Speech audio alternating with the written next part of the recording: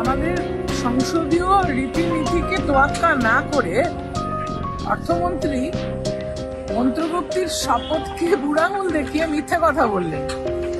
যে অর্থটা বরাদ্দকৃত পশ্চিমবাংলার জন্য, সেই অর্থটা ওনারা আটকে রেখেছেন, এটাই সত্যি।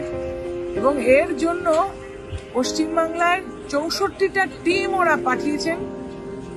বিশেষ করে 100 দিনের কাজের যে দরিদ্র মানুষগুলো, দিন আনি দিন খায় দিন মজুরগুলো, তাদের প্রতি এই প্রতিহিংসা পরায়ণ রাজনৈতিক চাল ভারতীয় জনতা পার্টির বাংলার মানুষ মেনে নেবে না।